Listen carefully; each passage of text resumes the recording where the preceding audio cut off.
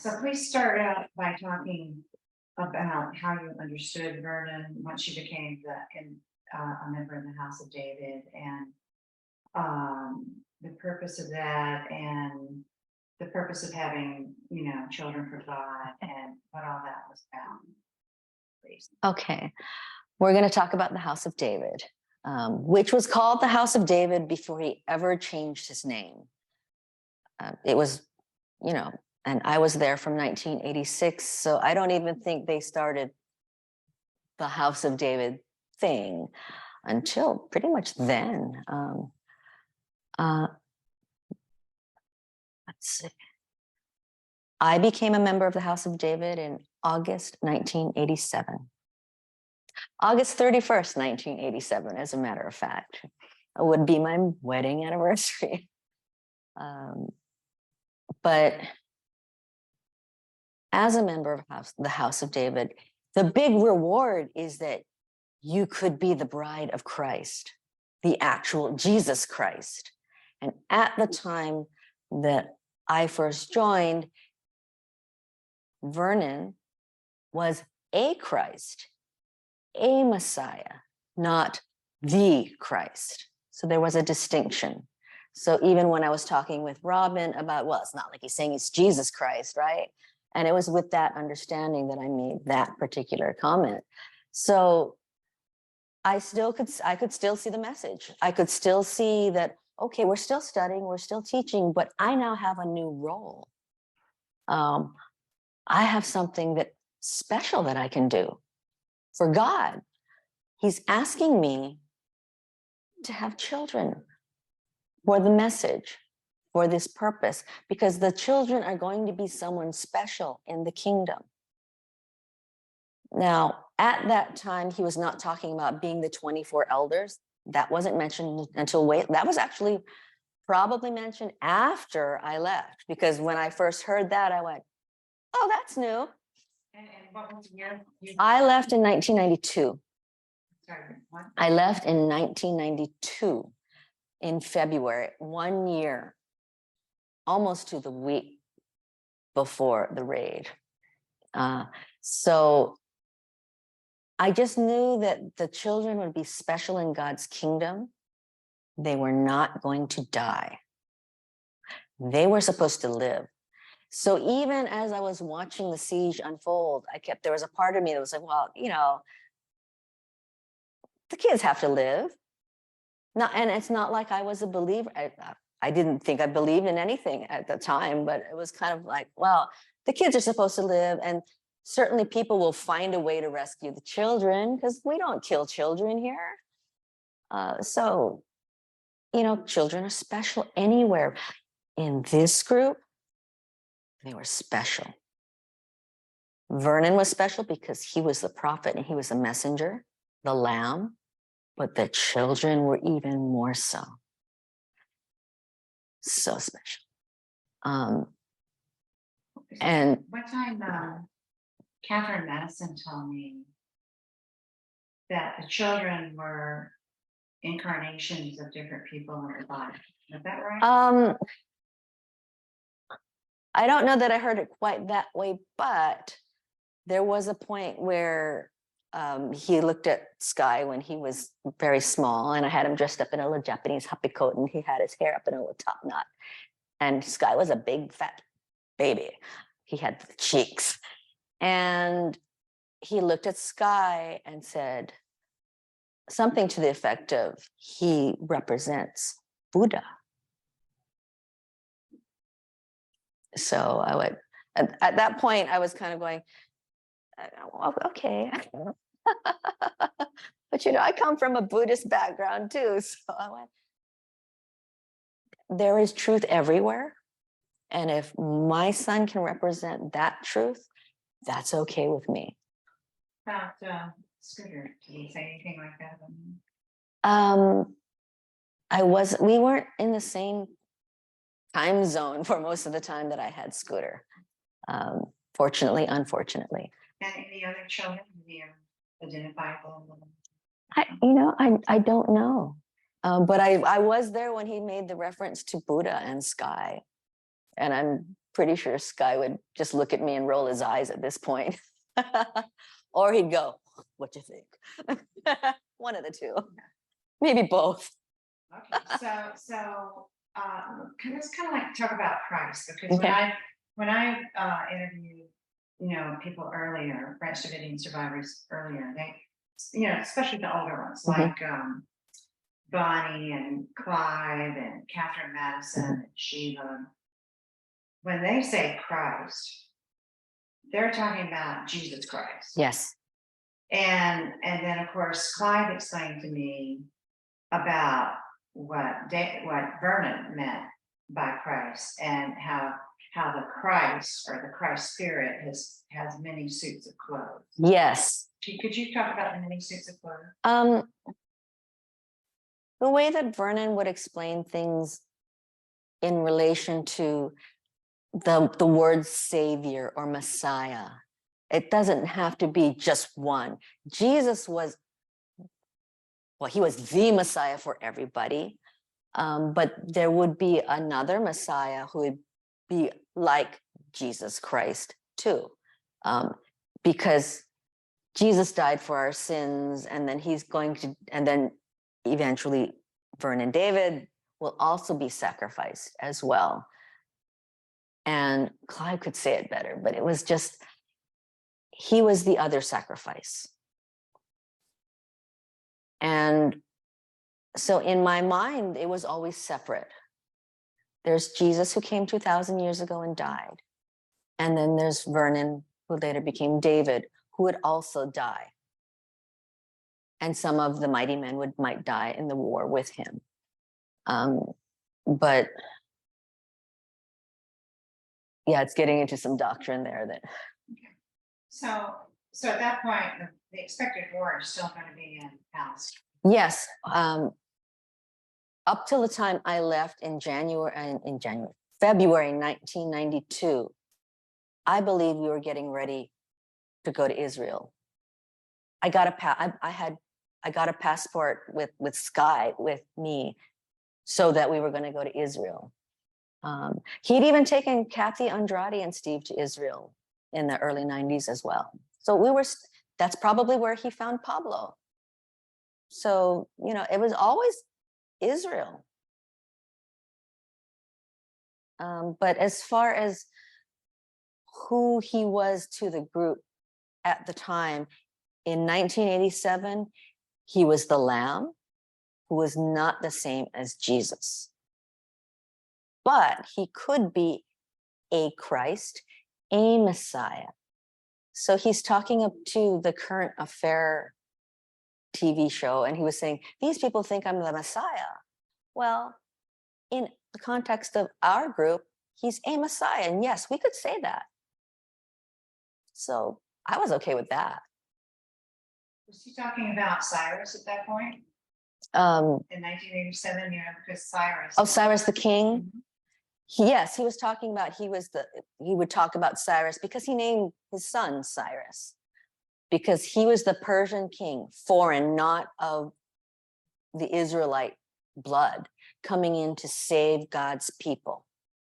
He's going to save God's people as the modern day Cyrus, because he would they would get into like doctrinal type versus antitype. And I can't explain that. I just know the words. Sure. So, but basically Jesus is the type and Cyrus is the antitype thing.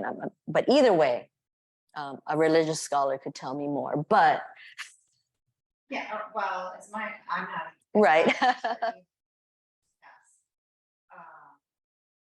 In the book of Isaiah, I think it's Isaiah 45, it says Cyrus is the Messiah, someone who's anointed.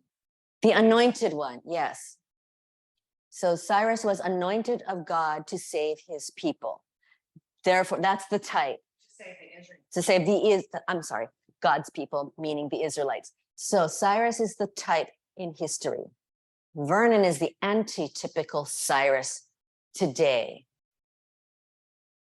to save God's people, who would be us. And again, that's us, written in the book. Okay, so that the visor considered to be part of the House of David, but Mhm.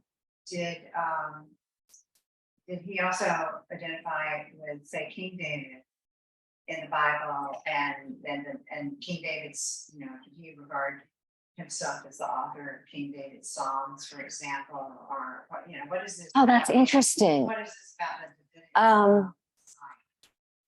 I would say Davidic connection. He identified with King David in the Bible, and that David had many wives and concubines. So David type, he's antitype. David also has many wives who are part of the house of David, who were the lineage of Jesus Christ. The Psalms were written for him, about him, to him. That's how he saw them. They were his songs. Song of Solomon. Now, Song of Solomon is from Solomon, but we were speaking of Song of Solomon, and Song of Solomon is part of the Bride of Christ doctrine as well. It is very erotic, but it's a love poem. And so there is a passage that reads about, we have a little sister and she hath no breasts. And he tied that into the younger girls. And so what are we going to do about her? We need to keep them a secret. We need to keep her a secret. Shh. The Lord's work happens in secret. Babies are born privately. And this is the beginning, okay? This is the very beginning. So my understanding, he coupled that with Psalm 45, Song of Solomon. There is this special group of women who are called to be part of the house of David, to have babies for God, because that's what's going to get the world mad at him. The world must get mad because he's going to be sacrificed. So he was aware that by having Oh yeah. He knew that the law enforcement authorities of the world would come after him. Oh yeah, they are three separate topics in my mind. Yes, they're all part of who we were, but they're three very distinct things, because some of the children were very harshly abused. Our methods were considered abusive, but it's also separate from the house of David and what's happening there. And at the time, none of the girls were prepubescent. You had to be able to have babies to be part of the house of David. That's your job. If you can't have babies, you're not ready physically. So they were at least 12. They had to be at puberty, whatever age that was. For some people, it was sooner than others. And that was where it was when I was there.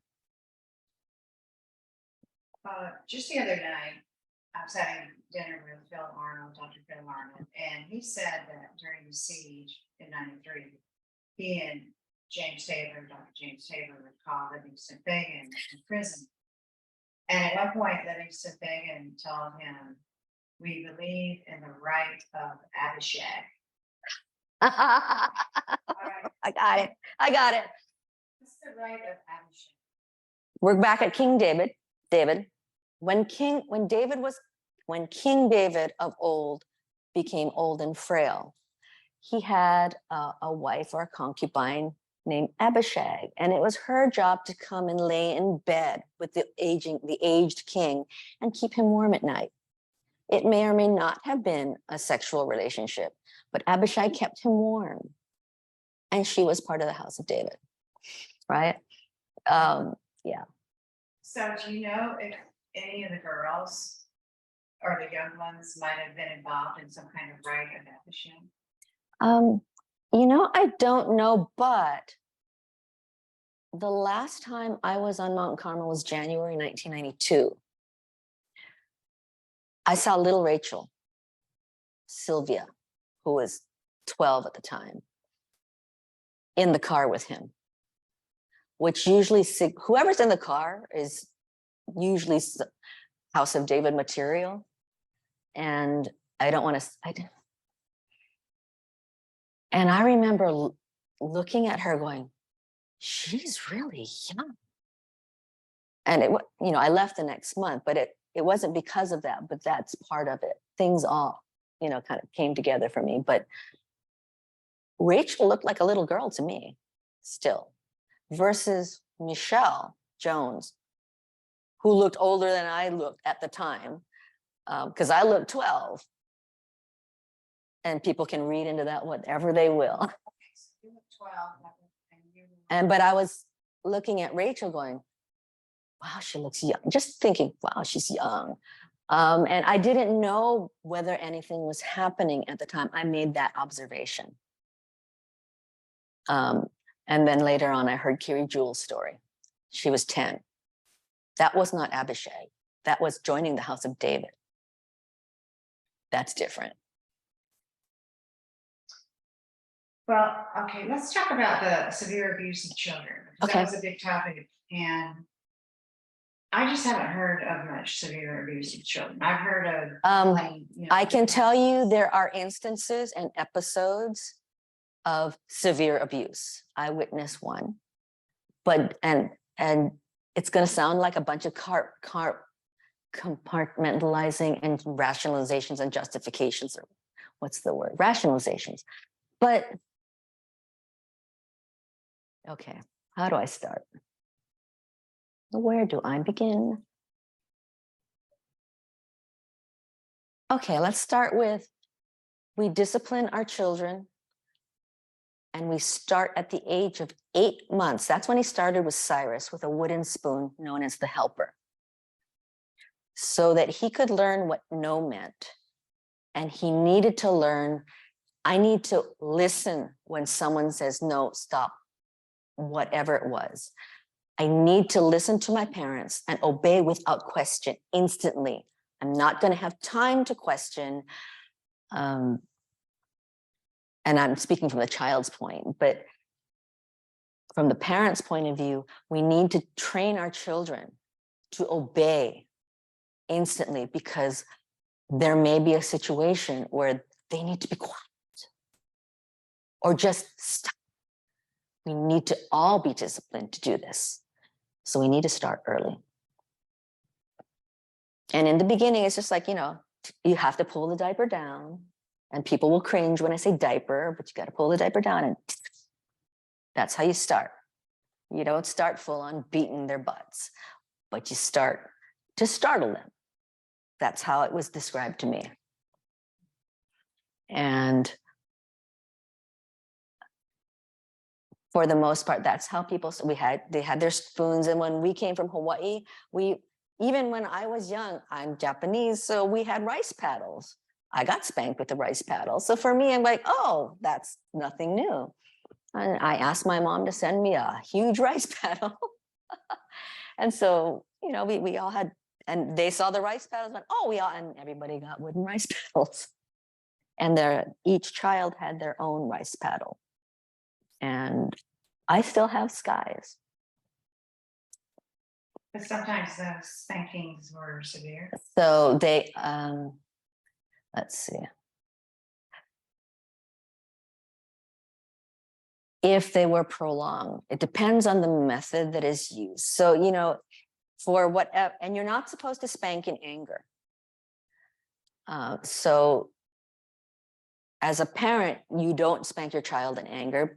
You don't, and he didn't want you to use your hand, because your hand is not supposed to be associated with violence. You use the paddle. The paddle is the helper to help you learn. You don't spank them in anger, but they need to learn.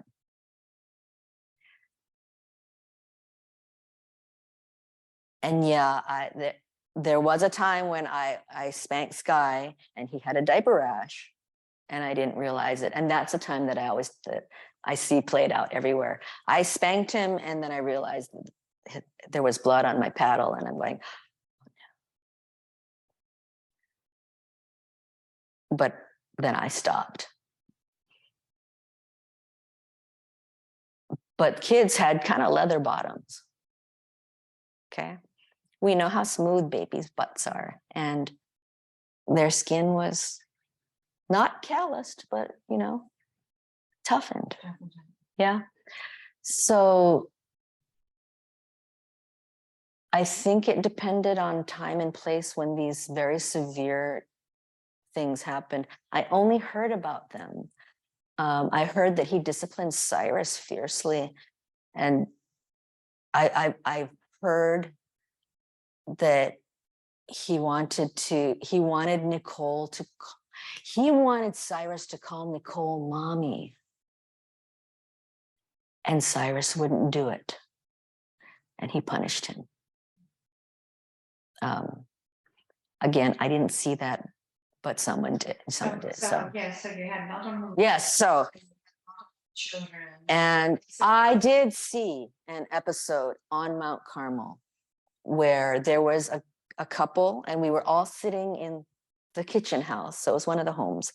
They had a daughter who was about 1. She didn't like Vernon, and she would cry when she saw him. And she, we were sitting there talking with Vernon at the time, and she did something, and it was one of the things where, okay, we got to discipline her. So her mother spanked her, and we also wanted to teach them how to stop crying. This one's hard. Baby wouldn't stop crying and kept getting spanked more and being instructed. Vernon was right there. You spank her till she cries, and then you spank her till she stops crying. And so she would stop crying, the spanking would stop. She'd look at Vernon and start crying again. And he would tell her, you got to spank her again until she stops crying. This went on for some people say hours. I don't know how long it went on, but it was at least half an hour. Someone said 3 hours. I don't know, but it was a long time. That was hard. That was hard. So when the children got spanked, they were not supposed to cry. Not necessarily, because you when you get hurt, you cry. This was just one of those really odd things that I forgot really rapidly. Didn't remember it for a long time. And I can't explain that. But I can say I witnessed an episode. Now, typically, and on a day-to-day basis, no, that did not happen. That was the exception, but it happened. It's just like sex with underage girls happened. So I have to acknowledge that happened and that I lived with that. I made myself okay with that. And I am not proud of that at all. Not proud. But that's what happened. So you left in February 1992. The investigation by the social worker with Child Protective Services occurred sometime in 1992. Is that after you left? I don't remember that. I do remember social services coming. I think they came at least twice. And there was one time they came, maybe when I was there on Mount Carmel, but Sherry Jewell may have been teaching the kids and homeschooling them at the time. So it must have been when 88 or so. And at that time, it's not like children, they're being beaten all the time. And you have to ask the right questions.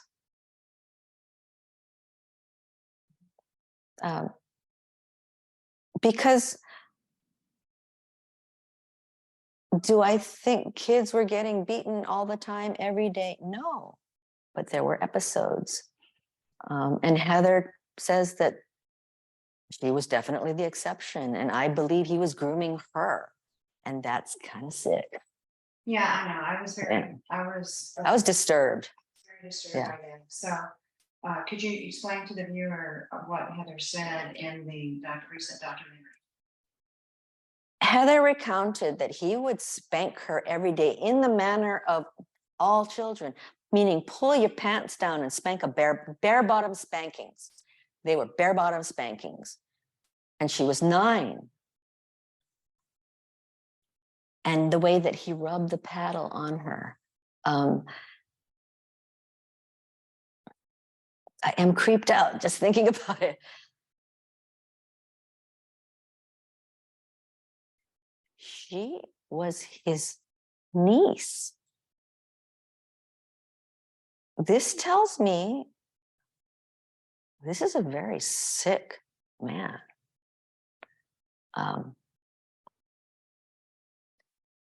He needed mental health treatment. He needed it. This is a crime.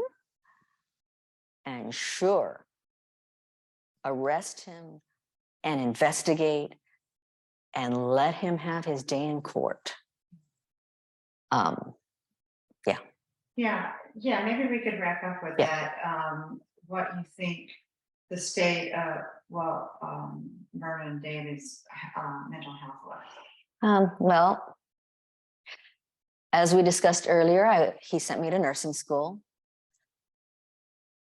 And with my first nursing class, I felt a call to the profession, and I became a nurse. When I went home, I finished nursing school.